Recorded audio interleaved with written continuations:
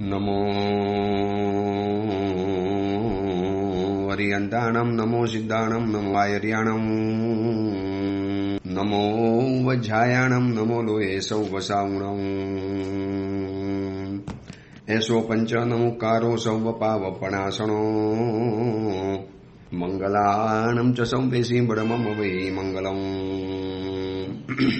મંગલમ ભગવાન વીરો મંગલમ ગૌતમ પ્રભુ મંગલમ સ્થૂલભદ્રાદ્યા જૈન ધર્મો સુમંગલમ. પ્રવચનનો વિષય છે નવી સવાર નવો વિચાર.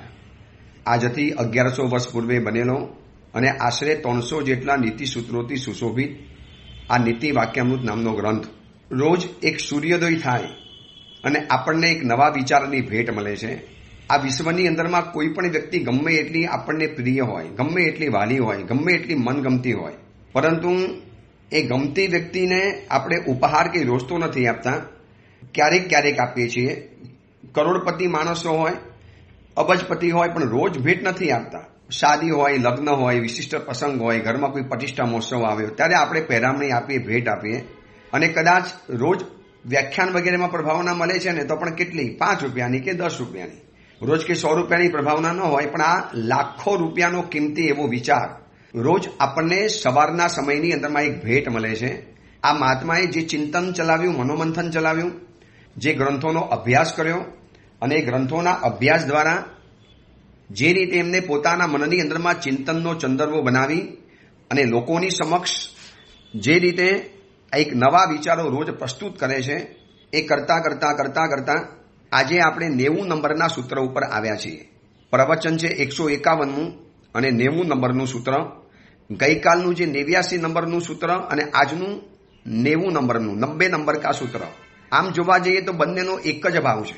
જેમ ગઈકાલે કીધેલું હતું કે ન લંપટો અધિકારી. લંપટ વ્યક્તિ ક્યારે અધિકારી નથી બની શકતો. જે વ્યક્તિ વિષય લોલુપ હોય, વાસના લોલુપ હોય, જે વ્યક્તિ કોઈ પણ જાતના એવા માનસિક ક્ષતિઓથી પીડાતો હોય, એ બધાને લંપટ કહેવાય. જેને દેવ ગુરુ ધર્મની કોઈ ચિંતા નથી, આદર ભાવ નથી, સત્કાર નથી, એવા વ્યક્તિઓને સંઘના ક્યારે હોદ્દેદાર ઉપર ન બેસાડી શકાય. એવા કેટલાય ટ્રસ્ટીઓ જોયા, એવા કેટલાય સંઘના આગેવાનો જોયા કે જેના હૃદયની અંદરમાં આમ છલોછલ હૃદયમાં બહુમાન હોય, સમણ સમણી ભગવંતો પ્રત્યે છલોછલ. એને એમ થાય કે અમારા સંઘનું તો નામ શું હતું, આવા મહાત્માઓ જ અમારા સંઘનું નામ વધારે, અમારા સંઘની ગુડવિલ વધારે, અમારા સંઘની અંદરમાં જે પણ કાંઈ ઇવેન્ટ થાય, જે પણ કાંઈ ઉપજ થાય છે, જે પણ કાંઈ દ્રવ્ય બોલાય છે, બોલી બોલાય છે, આજે અમારો સંઘ જે પણ જાવો જલાલી વાળો પામ્યો છે, એ સાહેબ આપની બદોલત છે. આપ સમણ સમણી ભગવંતોનો ઉપકાર. આપ અમારા સંઘમાં પધારો છો, અઠવાડિયું રહો છો, ચાતુર્માસ કરો છો, 15 દિવસ કરો છો, આમ એટલા બધા ગદગદ બનેલા હોય. એની સામે એવા પણ ટ્રસ્ટીઓ જોયા છે કે જેને આ એક લંપટની કક્ષામાં મૂકી શકાય. આપણે લંપટ એટલે ખરાબ અર્થમાં નથી કહેતા. લંપટનો શબ્દનો બહુ બધા અર્થો છે. એમાં કેટલીક મનમાં ભ્રમણાઓ બાંધીને બેઠા હોય, પોતાનું અભિમાન લઈને બેઠેલા હોય, એક અહંકારના ઠેકેદાર બનીને બેઠેલા હોય. એને એમ જ થાય અમારા જેવો કોઈનો સંઘ નથી, અમારા સંઘમાં બધું અમારી રીતે ચાલે છે. એને ખબર નથી કે 10 વર્ષ નહીં, માત્ર 2 વર્ષ પણ કોઈ સમણ સોણી ભગવાન તમારા સંઘમાં પગ ન મૂકે ને, તમારે પૈસા ભેગા કરવાના ફાંફા પડી જાય. પૈસા તમને કોઈ લખાવે પણ નહીં. આ જે પણ થાય છે મહાત્માઓના પુણ્યથી, પગલે પગલે એમના પ્રવચનોની પ્રેસ્ટીજથી, પ્રવચનો દ્વારા લોકોના હૃદયની અંદરમાં એક ભાવ પ્રગટ્યો, શ્રદ્ધાનો દીવો પેદા થયો અને એના કારણે લોકો પૈસા લખાવતા હોય છે. આ સંઘની તાકાત છે સમણ સમણી ભગવંતો.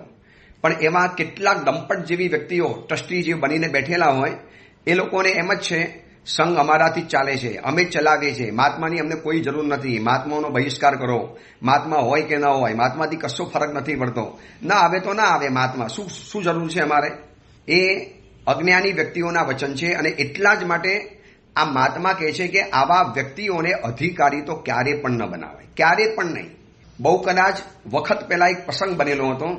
કસ્તુરબાઈ લાલભાઈ એ સમયના જૈન સંઘના અગ્રણી, સમસ્ત જૈન સંઘના પ્રમુખ કસ્તુરબાઈ લાલભાઈ. એ કસ્તુરબાઈ લાલભાઈ એક વખત ધાંગધ્રા ગામની અંદરમાં કંઈક કામ વસાત ગયા, મુલાકાત માટે ગયા.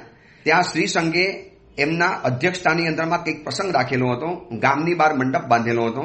અને કસ્તુરબાઈ લાલભાઈ જોજો કેટલા બધા સમણ સમણી ભગવંતોના વિનયી, વિવેકી અને કેટલા બધા એમના પ્રત્યેનો આદર ભાવ ધરાવનારા. એમને ખાલી પૂછ્યું કે નગરમાં કોઈ મહાત્મા બિરાજમાન છે? એટલે એક જણે કીધું હા સાહેબ છે, પણ બહુ નાના મહાત્મા છે, એકલ વિહારી છે અને વયોવૃદ્ધ છે અને બહુ ખાસ નથી એ મહાત્મા. અને એ વખતે કસ્તુરભાઈ લાલભાઈની આંખો લાલ થઈ ગઈ. ભાઈ તમે ખાસ નથી એટલે શું કહો છો? તમારો કહેવાનો મતલબ શું? શું 5 માવરતધારી મહાત્મા એ ખાસ નથી?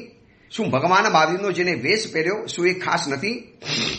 પંચ માવરત આ જમાનાની અંદરમાં પારે છે, ભલે એકલ વિહારી છે, વયોવૃદ્ધ છે, પણ મહાત્મા પોતાની સંયમ ક્રિયાની અંદરમાં અભિરુચિ ધરાવે છે. શું આ મહાત્મા ખાસ નથી? તમે ખાસ નથી એટલે શું કહો છો? નહીં સાહેબ, ખાસ નથી એટલે કોઈ પદવીધારી નથી, કોઈ વિશિષ્ટ પ્રભાવક નથી. તમે નહીં માનો, એ શાવકને એવો ધમકાવી નાખ્યો, ધગલાવી નાખ્યો કે દોસ્ત ફરીવાર આવા શબ્દો મોઢામાંથી નહીં બોલવાના. આ એક સમણ ભગવંતોની આપણે આસાધના કરીએ છીએ. ખાસ નથી એટલે શું? સાધુ પદ જ ખાસ છે, સમણ ભગવંત ખુદ ખાસ છે, એમાં વળી ખાસ અને અખાસ શું? અને કસ્તુરભાઈ લાલભાઈ એક કાર્યક્રમને પાછળ ઠેલી પેલા ગામની અંદરમાં આવ્યા, જેને લોકો સામાન્ય અને ખાસ મુનિવર નહીં ગણનારા એવા મુનિ ભગવાનને વંદન કર્યા. શાતા પૂછી, સાહેબ કંઈ કામકાજ જણાવજો. અને સંઘને કીધું કે આ મહાત્માની સેવા ભક્તિ કરજો, કંઈ પણ ઉણપ આવે તો મને જણાવજો. અને પછી એ પોતાના કાર્યક્રમની અંદરમાં ગયા અને ત્યાં જઈને કીધું કે એક સમણ ભગવાન પણ મારા માટે ખાસ છે. આ શું કહેવાય ખબર છે? આદર ભાવ. આવી વ્યક્તિઓ ટ્રસ્ટી બનવા માટે, અધિકારી બનવા માટે, આગેવાન બનવા માટે કે શ્રી સંઘની ગાદી ઉપર બેસવા માટે યોગ્ય ગણાય. અત્યારે ઘણા સંઘોની અંદરમાં જોતા એમ લાગે કે અયોગ્ય વ્યક્તિઓ ગાદી ઉપર ચડી બેઠા છે. એટલે કેટલાય સંઘોની અંદરમાં રીતસર સાધુઓના અપમાન એટલે હું તમને પ્રસંગો બતાવું ને તો આમ બોલતા પણ શરમ આવે, તમને સાંભળતા શરમ આવે. આટલા નીચે ઉતરી ગયેલા સાવકો હોય, ટ્રસ્ટી તરીકે બેઠેલા હોય અને આવી રીતે મહાત્માની સાથે વાતોચીતો કરે. કદાચ દુકાનના નોકર કરતા પણ ખરાબ રીતે વાત કરતા હોય છે મહાત્માઓની સાથે. શું સ્વાર્થ છે મહાત્માઓને? શું ગરજ છે સમણ ભગવંતોને? શું જરૂર છે મહાત્માઓને તમારી? પણ બસ એ અભિમાન લઈને બેઠેલા છે. આ બધા જ લંપટ કહેવાય છે. આવા જેટલા પણ અલગ અલગ રીતના લંપટો કહેવાય. કોઈ વાસના ઘેલા હોય, કોઈ સ્ત્રી ઘેલા હોય, કોઈ વ્યસન ઘેલા હોય, કોઈ આવા પોતાના સ્વભાવના ઘેલા બનેલા હોય. અલગ અલગ પ્રકારના લંપટો છે અને એ બધાને અધિકાર પરથી દૂર રાખવાના. એ વાત જેમ આપણે ગઈકાલે જોઈ એને જ લગતું એક સૂત્ર છે. 90મા નંબરના સૂત્રની અંદરમાં મહાત્મા એના જ એક સમાન ભાઈ જેવું સૂત્ર, અતિ પ્રબુદ્ધ કામ તન નાસ્તિ યન ન કરોતિ. અતિ પ્રબુદ્ધ કામ તન નાસ્તિ યન ન કરોતિ. અતિશય વધુ પડી ગયેલો કામ એટલે વાસના, ઈચ્છાઓ, આ લંપટતા જ્યારે માજા મૂકે છે, અતિ પ્રબુદ્ધ એટલે માજા મૂકી દીધી છે, બે હદ બની ગયો છે. હવે કોઈના કાબુ કે લગામની અંદરમાં નથી રહ્યો. આટલો અતિ પ્રબુદ્ધ કામ શું નથી કરતો એ સવાલ છે. તન નાસ્તિ યન ન કરોતી, એ શું ન કરે એ સવાલ.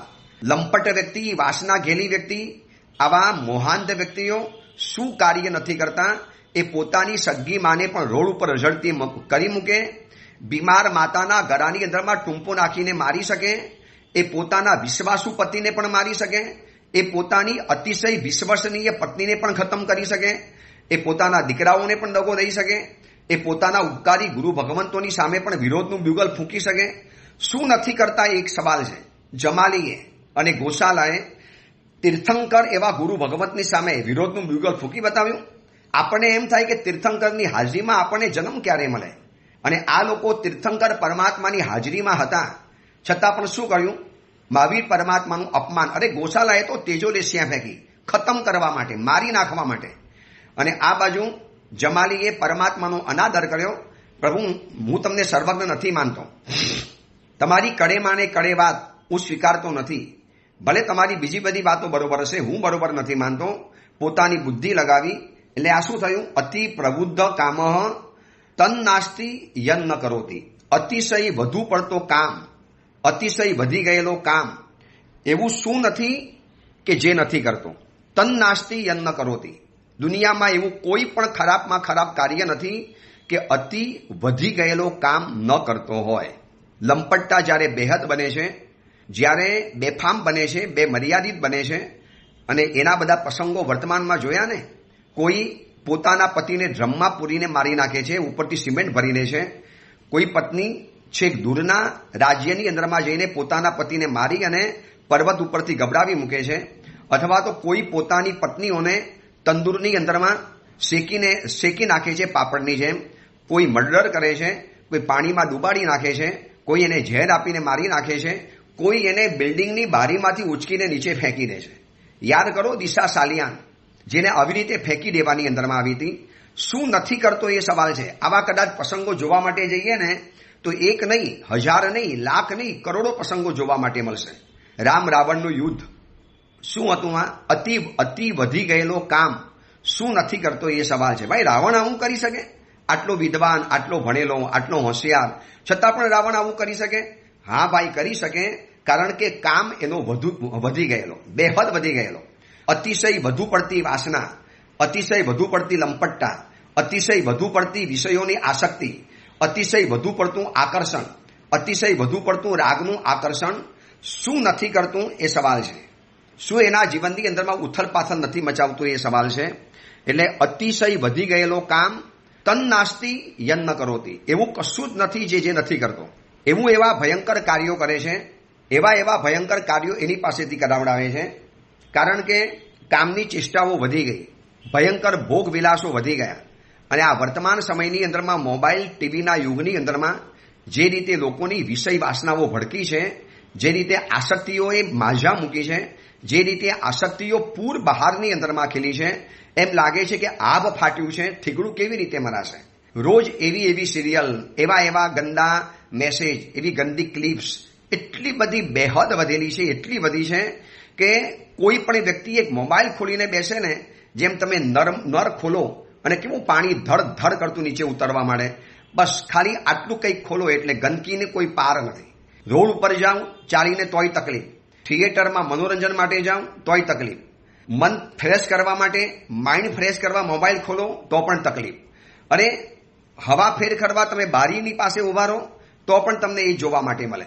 એમ થાય કે ચારે કોર આવા ભયંકર નિમિત્તો જોવા માટે મળે છે કે જેનાથી કામ અતિશય બે મર્યાદિત બની જાય, બે લગામ બની જાય. 13 વર્ષના છોકરાઓ ક્રાઇમ કરે છે. 13 વર્ષના છોકરાની સાથે 21 વર્ષની ટીચર શિક્ષિકા ભાગી જાય. કેમ આવું થાય છે? અતિ પ્રબુદ્ધ કામ તન નાસ્તિ યન્ન કરોતી, એવું કાંઈ નથી જે નથી કરતો. આ તન નાસ્તિ શબ્દ અતિ મહત્વનો છે. એટલે તમે જે કલ્પના કરો, જે તમે વિચારો, જે આપણે લખીએ ને એ બધું જ બની શકે એમ છે. બધું જ. સગા ભાઈ, સગી બહેન, મા દીકરો, બાપ દીકરી, આ બધા જ પરિવારોની અંદરમાં બધું જ બની શકે છે જ્યારે કામ બે મર્યાદિત બને છે ત્યારે. શું નથી બનતું? આપણે કુંવરી માલાની અંદરમાં જોયું ને, મોહતત્વ જ્યારે મોહને પરાધીન બન્યો, એનો મોહ જ્યારે વધુ પડતો વધી ગયો, બે મર્યાદિત બની ગયો. અતિ પ્રબુદ્ધ કામ, એનો જ્યારે કામ અતિશય વધી ગયો ત્યારે પોતાની સગી દીકરી સાથે વ્યભિચાર કરવા તૈયાર થઈ ગયા હતા ને એ મોહતત્વ. એ તો કોઈએ આ ચારણ મુનિએ આવીને બચાવી દીધા અને પછી આગળ જીવનના વિકાસ કરી અને આજે મોક્ષમાં પધારી ગયા. પરંતુ એ લોકોને તો એવા વ્યક્તિઓ સમજાવનારા મળ્યા. આજે કોને સમજાવવા જશે? કોને કહેવા માટે જશે? માટે જ આ મહાત્મા આપણને સમજાવે છે, પ્રેમથી સમજાવે છે, એક આપણી ઉપર કદાચ અધિકાર કરીને સમજાવે છે કે દોસ્ત મારી વાત સાંભળ. અતિ પ્રબુદ્ધ કામ તન નાસ્તિ યન્ન કરોતી, અતિશય વધુ પડતો કામ, અત્યંત વૃદ્ધિ પામેલી વાસના જે ન કરે એ સવાલ છે. નદીનું પાણી જ્યારે આગળ વધે છે ત્યારે પૂર બની જાય છે, ગામોના ગામ તારાજ કરી નાખે છે. અતિશય વધુ પડતું સમંદરની અંદરમાં આવેલું તોફાન એ પણ નુકસાન કરે છે. અતિશય વધુ પડતો વરસી ગયેલો વરસાદ એ પણ નુકસાન કરી શકે છે. અને એક ખૂણાની અંદરમાં લાગેલી આગ એ પણ જેમ ચારેકોર ફેલાઈ અને બધું ભસ્મીભૂત કરી શકે છે, એમ આ વાસના, આ લંપટતા જો એને કાબૂની અંદરમાં ન કરી શક્યા, એને મર્યાદામાં ન કરી શક્યા, તો એના જે નુકસાન સર્જાવાના છે ને, હવે આમાંથી રસ્તો શું? ચલો, આ તો મહાત્માએ આપણને કીધું, નિદાન બતાવી આપ્યું કે લંપટ વ્યક્તિ અધિકારી નથી. ભાઈ તમે લંપટતા ઓછી કરો કાં તમે અધિકાર નહીં મેળવો. નુકસાન થશે, તમને થશે. અને તમે જ્યાં અધિકાર કરવા જશો એ સંસ્થા, એ સમુદાય, એ સંઘ, એ રાજ્ય, એ શાસન, એ પાર્ટી કે એ પક્ષ, એને નુકસાન થવાનું. આના કરતાં તમે અધિકાર છોડી દો અથવા તો વધુ પડતો કામ, વધુ પડતી વાસના, વધુ પડતી ઈચ્છાઓ એ શું પાપ નથી કરાવતી એ સવાલ છે. આ તો મહાત્માએ આપણને નિદાન બતાવ્યું. હવે આનો રસ્તો શું? આનો રસ્તો એક જ છે. જે વ્યક્તિને વધુ પડતો કામ સતાવતો હોય, વધુ પડતી વાસનાઓ, ગંદા વિચારો પૂર બહારમાં સતાવતા હોય, પૂર બહારમાં, અને આજે નિમિત્તો એવા મળ્યા છે કે એના કારણે તો એ વાસનાઓ બેહદ બની જાય, બેફામ બની જાય, બે લગામ બની જાય, તો એનો રસ્તો એક જ છે. એ સમયની અંદરમાં રસ્તો એક જ છે કે કોઈ પણ હિસાબે પરમાત્માની ભક્તિમાં આગળ વધવાનું, ભગવાનની ભક્તિ દ્વારા આગળ વધવાનું. જેટલી બને એટલી પ્રભુની ભક્તિ, ગુરુની ભક્તિ, દેવગુરુના આશીર્વાદ, બસ એનાથી આ મોહ કંટ્રોલમાં આવશે, મોહ કાબુની અંદરમાં આવશે. જે તિસાઈ મોહની ઠાણી 30 મોહનીયના જે સ્થાન બતાવ્યા છે એમાં એમ લખ્યું છે કે પૂર્વના ભવની અંદરમાં થઈ ગયેલી દેવગુરુની ભયંકર આસાધના એ આ ભવની અંદરમાં આપણી અંદરમાં વિષય મર્યાદા અને વાસનાઓ ભયંકર બનાવી શકે છે, બેફામ બનાવી શકે છે. એટલે પહેલા નંબરનો રસ્તો છે કે તીવ્રતમ ભાવ સાથે પરમાત્માની ભક્તિ કરવાની, અતિ ઉલ્લસિત હૃદય સાથે, એવા ગદગદ ભાવે. જેમ રાવણ હતો ને, શું કરતા હતા? સીતા ઉપરનો કામ, એનો જે મોહાંધતા કેવી રીતે ઘટી ગઈ? છેલ્લે તો સીતા ઉપર તો એનો મોહ ઘટી ગયેલો, એને સીતાની સામે જોવાનું પણ બંધ કરી દીધેલું. પછી સીતાને આપી પણ દેવી હતી, પણ એને અહંકાર નડી ગયો કે રામને હરાવીને પછી હું આપું. જો અહંકાર ન નડ્યો હોત ને તો કશો જ વાંધો હતો નહીં, પણ આ અહંકાર નડી ગયો અને એના કારણે એ સીતાને સોંપી ન શક્યો અને છેલ્લે એનું મોત થઈ ગયું. તો આવો રાવણનો આવો ભયંકર કામ, આટલો પ્રચંડ કામ આવે, કેવી રીતે શાંત થયો?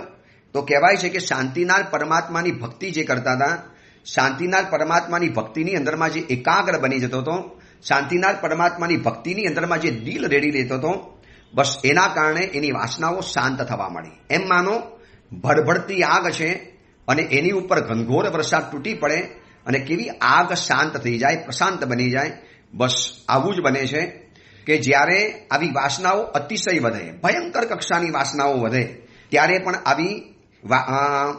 આવી પરમાત્માની ભક્તિ એનું પાણી વાસનાઓને શાંત કરે છે. શાસ્ત્રમાં પ્રસંગ આવે છે કુમાર નંદી સોની, બહુ સરસ મજાનો પ્રસંગ છે. ત્રિષષ્ઠી સલાકા પુરુષ ચરિત્ર વગેરેમાં આ દ્રષ્ટાંત આવે છે. કુમાર નંદી સોની છે, અતિશય કામુક છે, અતિશય વિષય લંપટ, અતિશય વિષય કામ આસક્ત, આ બધા જે લંપટ વગેરે કહ્યા ને એવા લક્ષણો ધરાવનારો. જ્યાં જે સ્ત્રી મળે એ બધાની સાથે લગ્ન કરી દે, 500 અને 1000 સોનામોર આપીને. જ્યાં સુંદર સ્ત્રી દેખાઈ નથી, સારું રૂપ દેખાયું નથી, એને ધરવ જ ન થાય. એને પોતાના અંતેપુરની અંદરમાં સેંકડો સ્ત્રીઓનો જમાવડો કર્યો, સેંકડો સ્ત્રીઓ, છતાં પણ જ્યાંથી નવી સ્ત્રી કોઈ દેખાય, રૂપારી, રૂપલન્ના, સુંદર સ્ત્રી, સૌંદર્યવાન સ્ત્રી, અને સીધી જ પોતાના કોઠાની અંદરમાં લાવીને મૂકી દે. બળજબરી નહીં, ખરીદી લે, પૈસા આપીને લઈ આવે.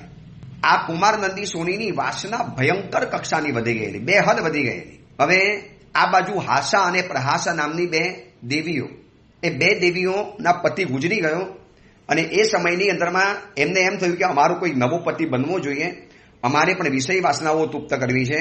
તો અમારે પણ હવે હાસા પ્રહાસાને એને જોઈ આ કુમાર નંદી સોની, અરે આવી સ્ત્રી તો મારા જનાનામાં છે જ નહીં, મારા અંતેપુરમાં જ આવી સ્ત્રી નથી, આવી સ્ત્રી મળે તો જ આપણું કામ લાગે, સ્ત્રી કેવી રીતે મળે? એને હાસા પ્રહાસાને પૂછ્યું કે મારી પત્ની બની શકો? અરે ભાઈ, અમે તો દેવી સ્ત્રી છીએ, તમારા જેવા માનવોને પ્રેમ ન કરીએ, તમારા શરીરમાં તો પાર વગરની ગંદકી પડી છે. શું તમારા શરીરમાં છે? અમારા દેવતાઓના શરીર જોવો, એક પણ ગંદકી તમને ન દેખાય. અને તમારા જેવા અસુચિમય માનવોને અમે પ્રેમ કરીએ? ભૂલી જાઓ અમારા પ્રેમને. તો કે મારે તને પામવી હોય તો મારે શું કરવાનું? તો કે મરો, દેવ બનો અને અમારા માલિક બનો, સ્વામી બનો, પછી બધો પ્રેમ તમને મળી જશે. એટલે આ બાજુ કુમાર નંદી સોનીએ મરવા માટે, હવે કુમાર નંદી સોનીને ઘેલું લાગ્યું કે કોઈ પણ હિસાબે આ હાસા પ્રહાસાને મારે હાંસિલ કરવી છે. હવે એના જનાનાની અંદરમાં અંતેપુરમાં કેટલી બધી રૂપલલનાઓ પડેલી છે, સંતોષ નથી. અતિ પ્રબુદ્ધ કામ તન નાસ્તિ યન્ન કરોતી. હવે તો બહુ લાંબી કથા છે.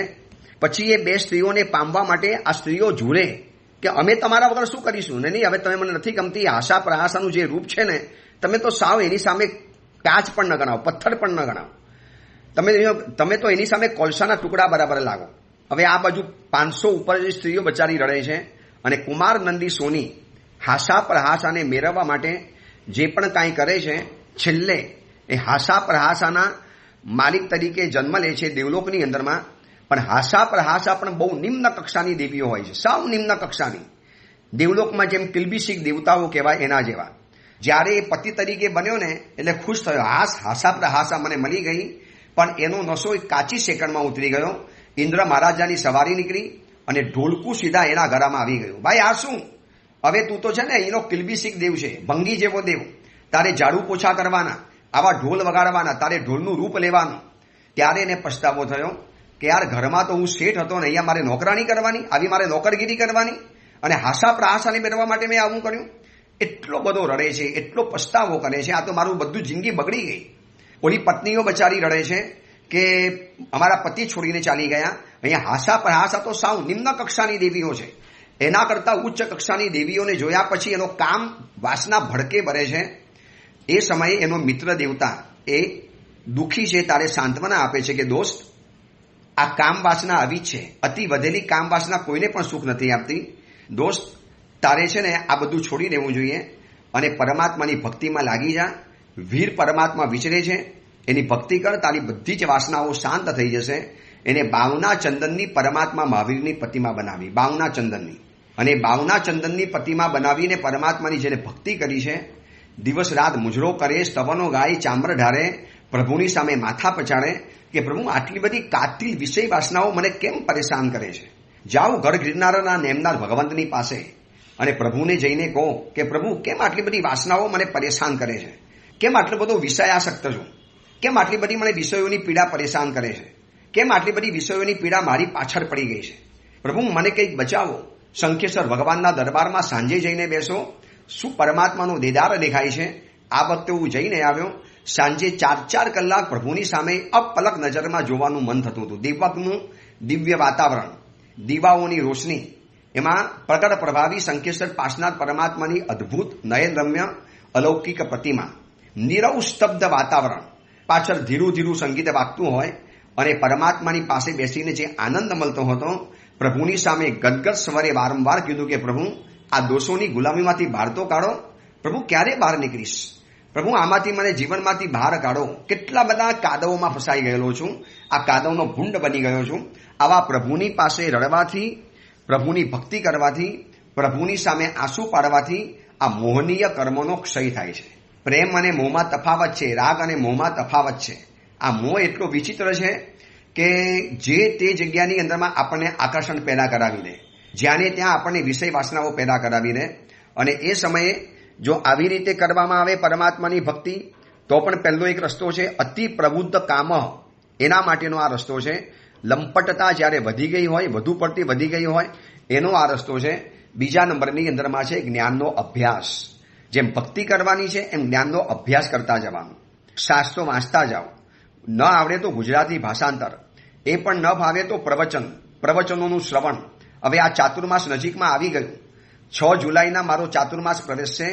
મહાવીરે ધામ શ્વેતાંબર મૂર્તિપૂજક જૈન સંઘ, સવિતાબા કમલાબા આરાધના ભવન, મહારાણા પ્રતાપ રોડ, વેસુની અંદરમાં એક શિરમોર સંઘ છે, જ્યાં વૈયાવચ કેન્દ્ર ચાલે છે, મેડિકલ સેન્ટર ચાલે છે, અદ્ભુત નીચે ભોજનશાળા, ધર્મશાળા ચાલી રહેલી છે.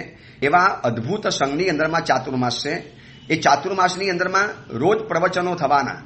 નજીકમાં હો તો પ્રવચનમાં આવી શકો છો, અથવા તો તમારા શ્રી સંઘની આજુબાજુમાં જે પણ મહાત્મા હોય, શ્રી સંઘ, આપના શ્રી સંઘમાં જે પણ કોઈ મહાત્મા હોય, જાઓ એના પ્રવચનમાં, એમનું પ્રવચનોનું શ્રવણ કરો.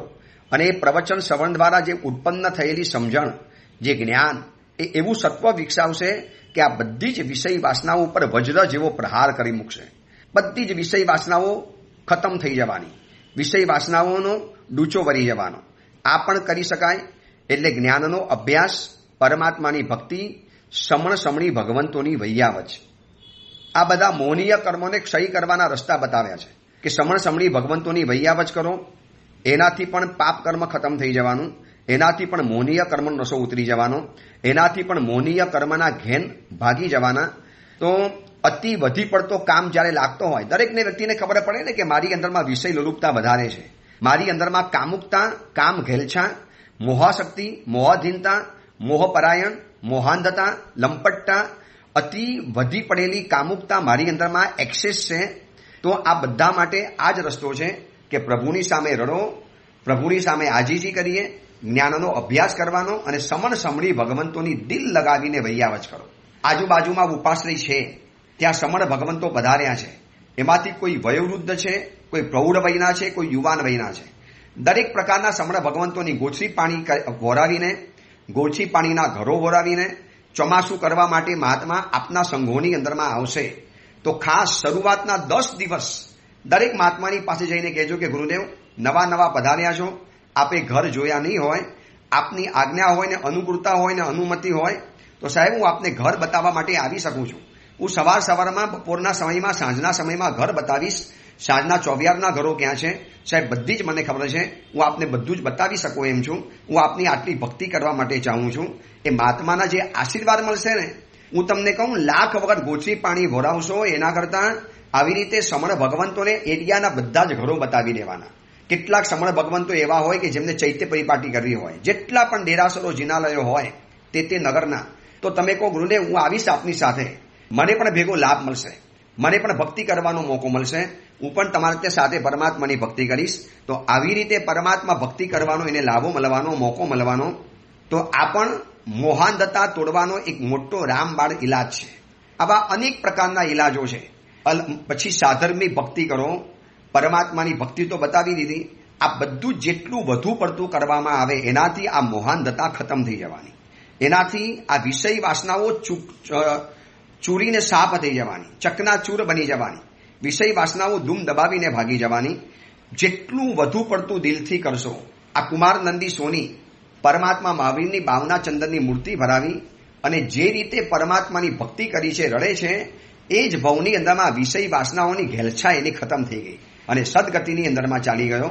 એકલી વિષય વાસનાઓ નથી, કામ અતિ વધુ પડતો કામ એટલે કોઈ નામનાનો મોહ હોય, કોઈ જગ્યાએ એવો કામનાનો મોહ હોય, કોઈ જગ્યાએ એવી પ્રતિષ્ઠાનો મોહ હોય, કોઈ જગ્યાની અંદરમાં એવી દોડધામ કરવાનો હોય. આ બધા જે પ્રકારના ભાવ ઉત્પન્ન થતા હોય અને બધા જ પ્રકારના ભાવોને તોડવા માટે, ખતમ કરવા માટેનો આ એક રસ્તો છે, અતિ પ્રબુદ્ધ કામ. બાકી જો એને કંટ્રોલમાં નહીં કરીએ ને તો આવતીકાલે આપણી પાસે કયો અનર્થ કરાવશે ખબર નથી. માતા પિતાનું ખૂન પણ કરાવી શકે, પરિવારનો હત્યાકાંડ પણ કરાવી શકે. આ બધું જ બન્યું છે. આ બધા પ્રસંગો હું જે બોલું છું ને બધા જ બની શકે છે. પોતાના બોયફ્રેન્ડને ન મળવા દેનારા પિતાજીને બાથરૂમમાં જીવતા સળગાવી દેનારી દીકરીઓ પણ હતી. ઇતિહાસ નોંધાયો છે અને પેપરોમાં કિસ્સા આવ્યા છે અને આજે જેલની અંદરમાં સબડી રહેલા છે. પોતાની માતા વિધર્મી મિત્રને, વિધર્મી બોયફ્રેન્ડને મળવા માટે અટકાવતી હતી, ત્યારે હું જે જગ્યામાં હાજર હતો એનાથી 10 મકાન દૂર એની માતાના રાય જેટલા ટુકડા કરનારી દીકરી પણ જોઈ છે. એના મામા મને મળ્યા છે. એ દીકરીના સગા મામા એટલે જે બહેન મરી ગયા, જે દીકરીની મમ્મી હતી, એના સગા ભાઈ મળ્યા અને એવા પોકે રડે, સાહેબ આ કરી શકે દીકરી? બસ આ જ વાક્ય છે, અતિ પ્રબુદ્ધ કામ તન નાસ્તિ યન ન કરોતી. શું નથી કરે એ સવાલ છે. એ ગન લઈ અને સ્કૂલમાં તૂટી પડે. જોઈ લો અમેરિકાની અંદરમાં ગન કલ્ચર કેવું ચાલે છે, કેવા આમ લોકોને હેસી નાખે છે, કેવા ખતમ કરી નાખે છે. એટલે આ બધું જો અટકવું હોય અને આ બધા પાપાચારોથી જો વિરમવું છે, વરના આવતીકાલે આપણા હાથે પણ કોઈ આવો અનર્થ થઈ જવાનો. ભરત અને બાહુબલી કેવા આદિનાથ પરમાત્માના પરમ પવિત્ર પુત્રો, એ જ ભવમાં મોક્ષગામી, એ જ ભવમાં મોક્ષે જનારા બંને ભાઈઓ. એક રાજ્યનો લોભ વધી પડ્યો. આ પણ કામ કહેવાય, વાસના કહેવાય. રાજ્યનો લોભ વધી પડ્યો અને મુઠ્ઠી ઉગામીને જ્યારે મારવા માટે જાય છે બાહુબલી, ત્યારે અટકી ગયા. જો ત્યારે સમજણ આવી ગઈ, ઇતિહાસમાં કલંકિત બની જઈશ, મોટા ભાઈને ખતમ કરનારો રાજ્યના માટે. રાજ્ય તણા અતિ લોભિયા, ભરત બાહુબલી જુજે રે. આ બંને જણાને પ્રતિબોધ કરવા તો સુંદરીને મોકલવી પડી. એટલે કેવો કલંકિત ઇતિહાસ છે કે એક વાસનાઓ, વધુ પડતી વાસનાઓ, અતિ વેગે વધતી વાસનાઓ શું નથી કરતો એ સવાલ છે. એટલે આ વાસનાથી બચવું હોય, આ વાસનાઓના અનર્થથી બચવું હોય તો મેં તમને જે આ 2-4 રસ્તા બતાવ્યા, પરમાત્માની ભક્તિ, તીવ્ર પસ્તાવો, આંખમાંથી આંસુ, જ્ઞાનનો અભ્યાસ, સમણી ભગવંતોની દિલ લગાવીને ભક્તિ, સાધર્મિકોની ભક્તિ, જેટલું પણ વધુમાં વધુ આ થશે એટલો વધુને વધુ આ કામ વાસનાઓ શાંત થવાની, એની આગ ઠરી જવાની, એની આગ ઉપર આ બધા પાણી સમાન કાર્યો કરશે. એનું જે દાવાનળ પકટ્યો છે એ શાંત બની જવાનો. ચલો એ પણ આપણા જીવનની અંદરમાં જલ્દી આવે. એ જ મંગલ કામના, મંગલ ભાવના. જીનાગના વિરુદ્ધ કાંઈ પણ બોલાયું હોય તો મિચ્છામી દુક્કડમ.